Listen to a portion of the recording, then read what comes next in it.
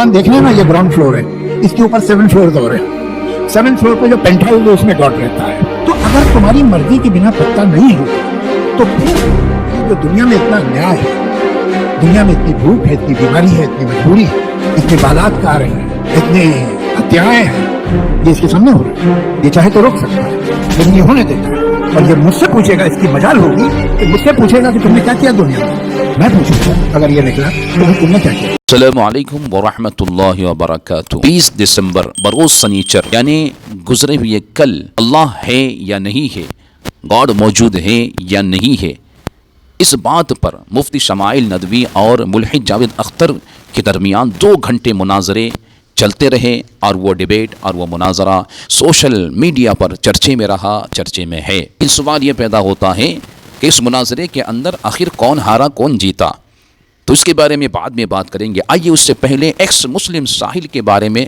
कुछ आपसे शेयर करूं।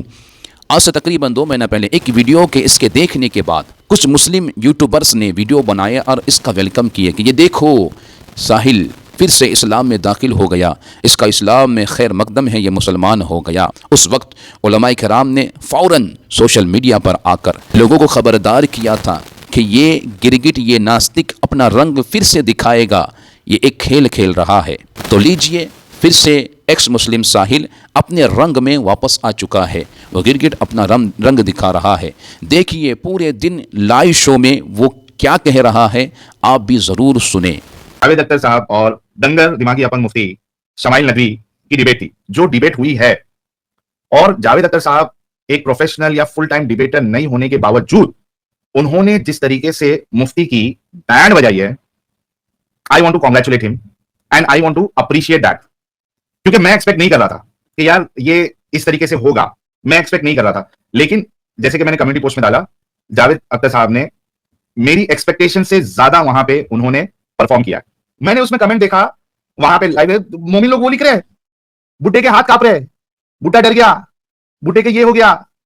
अरे मेरे दिमागी अपन मोमिन हजरात, मेरे प्यारे अंधविश्वासी मोमिन भाइयों, जी हाँ, ये तो मुख्तसर आपको मैंने वीडियो दिखाया। इसी तरीके से पूरे दिन लाइव शो चलाता रहा और इस्लाम के खिलाफ, मुसलमानों के खिलाफ बकवास करता रहा। आपको क्या लगता है ये देखकर, ये मुसलमान हुआ है, इसने इस्लाम कबूल किया है? हरगिज़ नहीं, ये नास्तिक था, नास्तिक ही है। इसने इस्लाम कबूल नहीं किया, उसने एक खेल खेला, एक गेम खेला। उसने देखा कि सोशल मीडिया पर मेरा डिमांड कम हो रहा है, मेरी चाहत कम हो रही है, मेरी आमदनी कम हो रही है, मेरे सपोर्टर्स कम हो रहे हैं, कई नास्तिक हो चुके हैं, हर एक का डिमांड बढ़ रहा था, इसका डिमांड कम हो रहा था। इसने एक खेल खेला कि क्यों ना इस्लाम कबूल करने का ऐलान करके मैं गायब हो जाता हूँ, और फिर जब मैं पलटूंगा तो लोग मुझे सपोर्ट करेंगे, जो मेरे सपोर्टर्स पहले से थे वो लौट आएंगे और मेरी आमदनी शुरू हो जाएगी। और ऐसा ही हुआ। जैसे ही कल ये लौटा, इसने पूरे लाइव शो के अंदर दिन भर इस्लाम के खिलाफ बकवास किए, तो इसको सपोर्ट होने लगे, इसको लोग पैसा भेजने लगे ताकि इस्लाम के खिलाफ इसी तरीके से ये काम करता रहे।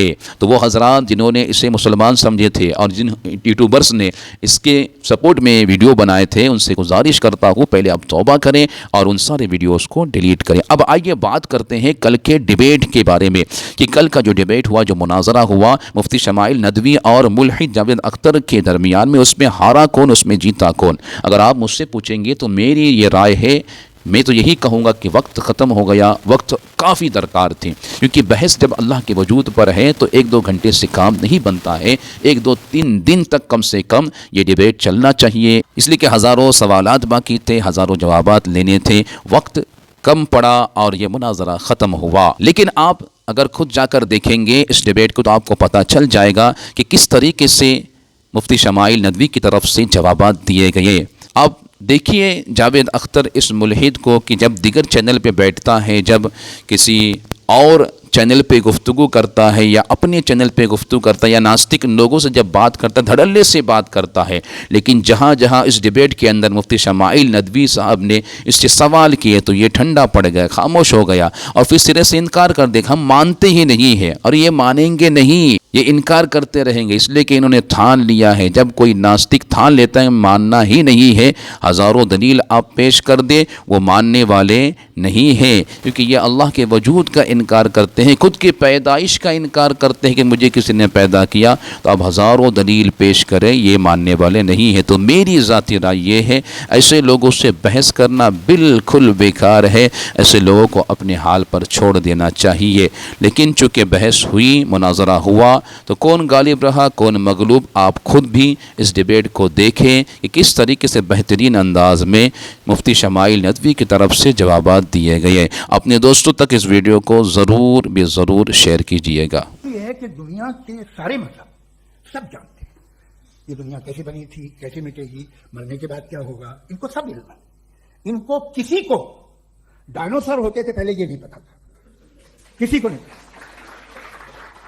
کسی بھی دنیا کی مذہبی کتاب میں ڈائنوسار کا ذکر نہیں ہے. آپ نے کہا کہ کسی مذہبی کتاب میں ڈائنوسار کا ذکر نہیں ہے. افسوس کہ آج تک کسی میتھمیٹکس کی کتاب میں مجھے ڈائنوسار کا ذکر نہیں ملا.